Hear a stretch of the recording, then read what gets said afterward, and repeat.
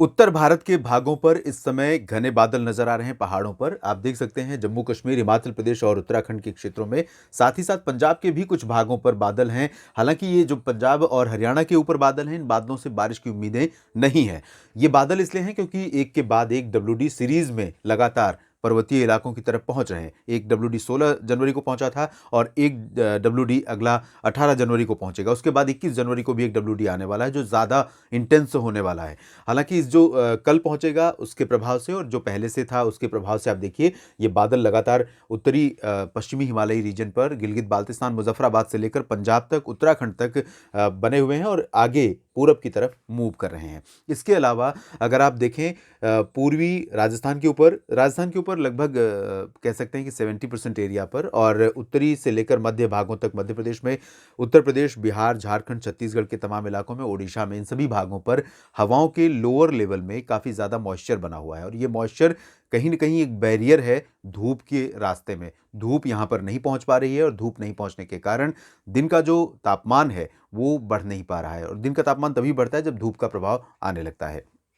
तो यहाँ पर हवाएं चल रही हैं ठंडी-ठंडी और इन हवाओं के प्रभाव से लगातार जो हवाओं के साथ-साथ हवाओं में तो ठंडी है ही है, ठंडक है ही है, क्योंकि वो हवाएं उत्तर भारत के पहाड़ों की तरफ से आ रही हैं, बर्फीली हैं। तो इसके साथ-साथ धूप का असर न होना भी यहाँ पर कोल्ड वेव कंडीशन और कोल्ड डे कंडीशन की वजह बन रहा है। उत्तर भारत के अलावा दक्षिण भारत के क्षेत्रों में आप देखिए कुछ इलाकों में बादल नज़र आ रहे हैं क्योंकि एक सिस्टम केरल के ऊपर इस समय सर्कुलेशन के रूप में बना हुआ है जो कि बंगाल की खाड़ी की तरफ से आगे बढ़ते हुए गया है और केरल तथा लक्षद्वीप के कुछ इलाकों के आसपास यहां पर नजर आ रहा है। पूर्वोत्तर भारत में कोई ऐसा स्ट्रांग वेदर सिस्टम नहीं है। डब्ल्यूडी के प्रभाव से आने वाले मॉइस्चर के चलते ही उत्तराखंड, अरुणाचल प्रदेश के भागों में कुछ स्थानों पर जरूर बादल नजर आ रहे हैं और बारिश की संभावना भी इन्हीं भागों में है। तो आइए जानते हैं कि अगले 24 घंटों के दौरान यानी 18 जनवरी को आपके शहर में बारिश होगी या कोल्ड डे और कोल्ड वेव की कंडीशन रहेगी या कोहरा रहेगा। शुरुआत हम करेंगे उत्तर भारत के पहाड़ों की तरफ से, जहां पर डब्ल्यूडी के चलते गिलगित बाल्टिस्तान, मुजफ्फराबाद और लद्दाख के तमाम रीजन्स के साथ साथ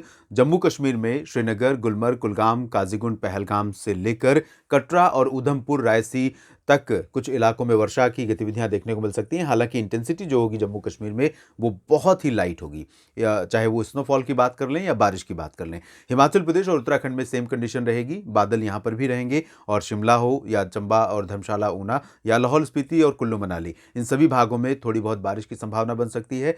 थोड़े बहुत स्नोफॉल की संभावना भी यहाँ पर रहेगी।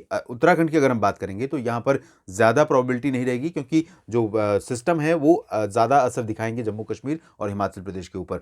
उत्तराखंड में ऊंचाई वाले इलाकों में, विशेष रूप से जो चीन और नेपाल से सटे हुए रीजन्स हैं, इन भागों में कहीं कहीं पर लाइट रेन हो सकती है, लेकिन बहुत स्ट्रॉन्ग एक्टिविटी की संभावना फिलहाल अगले 24 घंटों के दौरान यहाँ पर नहीं है। प्लेन्स में पंजाब और हरियाणा के उत्तरी हिस्सों में, नॉर्थ वेस्ट उत्तर प्रदेश के कुछ शहरों में बादल दिखाई दे सकते हैं, लेकिन बारिश के आसार फिलहाल 18 जनवरी को इन सभी मैदानी इलाकों में नहीं है। चाहे हम अमृतसर की बात करें या फिर जालंधर, पठानकोट, लुधियाना, पटियाला की, इसी तरह से करनाल, चंडीगढ़, पंचकुला, यमुनानगर, अंबाला, कुरुक्षेत्र से लेकर पानीपत, सोनीपत, रोहतक, हिसार, रेवाड़ी, महेंद्रगढ़, झज्जर, सिरसा, फतेहगढ़, इन सभी भागों में मौसम मुख्यतः साफ और शुष्क रहेगा, लेकिन शुष्क रहेगा, साफ नहीं रहेगा। जिस तरह का मॉइस्चर अभी था, थोड़ा बहुत अंतर हो सकता है, 19-20 का ही अंतर हो सकता है, ज़्यादा परिवर्तन नहीं होगा, ना ही हवाओं की दिशा में और ना ही मॉइस्चर की कंडीशन में जो बना हुआ है। और ये इसी के चलते कल भी आपको यानी 18 जनवरी को भी आपको इन सभी क्षेत्रों में जो मैदानी इलाके हैं, इंक्लूडिंग नॉर्थ वेस्ट और नॉर्थ ईस्ट राजस्थान, चुरू, गंगानगर, हनुमानगढ़, बीकानेर, जयपुर, अजमेर, सवाई माधोपुर, भरतपुर, अलवर, झुंझुनू, इन सभी भागों में अधिकांश जगहों पर दिन और रात के तापमान सामान्य से कम 2 से 5 डिग्री सेल्सियस से नीचे बने रहेंगे। दिन के तापमान खासतौर पर, न्यूनतम तापमान भी सामान्य से नीचे ही रहेंगे इन सभी भागों में। तो कोल्ड वेव से थोड़ी सी राहत रहेगी, यानी कि जो सुबह और रात की सर्दी है वो थोड़ा सा कम हो रही है, लेकिन दिन की सर्दी लगातार बनी रहेगी इसी तरह से, क्योंकि ठंडी हवाएं लगातार यहाँ चलती रहेंगी और धूप का असर ज़्यादा देखने को नहीं मिलेगा। और इसी तरह से हम पूर्वी उत्तर प्रदेश की तरफ चलेंगे। यहाँ पर लखनऊ और कानपुर, बांदा, फतेहपुर से लेकर प्रयागराज और कौशाम्बी समेत सोनभद्र, भदोही, मऊ और गाजीपुर, वाराणसी, गोरखपुर से लेकर अयोध्या और साथ ही साथ रायबरेली, अमेठी, बाराबंकी समेत ये जो समूचा क्षेत्र है, इन सभी भागों पर पश्चिमी और उत्तर पश्चिमी दिशा से आने वाली ठंडी ठंडी हवाओं का असर रहेगा। धूप का कम प्रभाव रहेगा, लेकिन थोड़ा बहुत इंप्रूवमेंट आज की तुलना में कल हो सकता है। इसके बावजूद सुबह के समय कोहरा और दिन में धूप का कम होना और ठंडी हवाएं चलना न्यूनतम तापमान और अधिकतम तापमान को लगातार नीचे रखेगा, और इस वजह से सर्दी का प्रकोप यहाँ पर लगातार जारी रहेगा। गलन वाली सर्दी, जो सर्दी आमतौर पर इस दौरान जनवरी के दूसरे पखवाड़े में कम से कम नहीं पड़ती है, कम होने लगती है धीरे धीरे, क्योंकि मकर संक्रांति से 14-15 जनवरी के आसपास से सूरज जो है वो नॉर्दर्न हेमिस्फीयर में जाना शुरू कर देता है, जिससे कि दिन में धूप का जो प्रभाव है, धूप का ड्यूरेशन है, वो थोड़ा सा बढ़ने लगता है। इसके बावजूद ये कंडीशन यहाँ पर रहेगी, और बिहार झारखंड में भी सेम कंडीशन की संभावना है। ड्राई वेदर, लेकिन कोहरा कई इलाकों में और कई जगहों पर cold day, cold wave condition यहाँ पर भी रहेगी। रांची की बात करें या जमशेदपुर और डाल्टनगंज की, और इसी तरह से पटना, गया, भागलपुर में सिचुएशन रहेगी।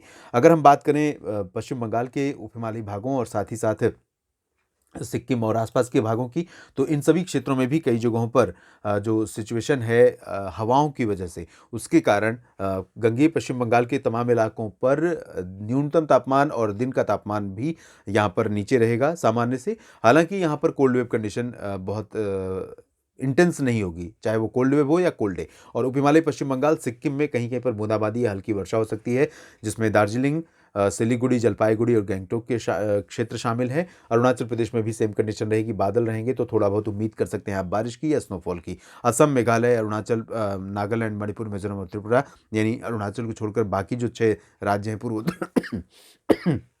पूर्वोत्तर भारत के, इन सभी भागों में मेनली क्लियर और ड्राई वेदर रहेगा। मध्य भारत के क्षेत्रों पर हवाओं का रुख बदल गया है और हवाएं अब उत्तरी दिशा से चल रही हैं, और इन हवाओं के कारण जो ओडिशा से लेकर छत्तीसगढ़, मध्य प्रदेश में तो ज़्यादातर जगहों पर बहुत ज़्यादा सर्दी पड़ रही है। पश्चिमी भागों में अगले 24 घंटों के दौरान पश्चिमी मध्य प्रदेश के शहरों में ग्वालियर से लेकर इंदौर, खरगोन तक अधिकांश शहरों में मध्यम से घना कोहरा छाया रहेगा, जिसकी वजह से सुबह भी काफ़ी ज़्यादा सर्दी रहेगी, दिन में भी मौसम ठंडा रहेगा, क्योंकि ठंडी हवाएं यहाँ पर उत्तरी दिशा से लगातार आ रही हैं, और इन हवाओं के प्रभाव से ही जो न्यूनतम तापमान या अधिकतम तापमान ऊपर नहीं जा पा रहा है। एक तरफ ठंडी हवाएं हैं, दूसरी तरफ धूप को रोकने के लिए मॉइस्चर का इंतजाम पूरा पहले से ही मौसमी सिस्टम ने कर रखा है, तो इस वजह से यहाँ पर भी दिन और रात लगातार सर्द बनी रहेगी। और वही हाल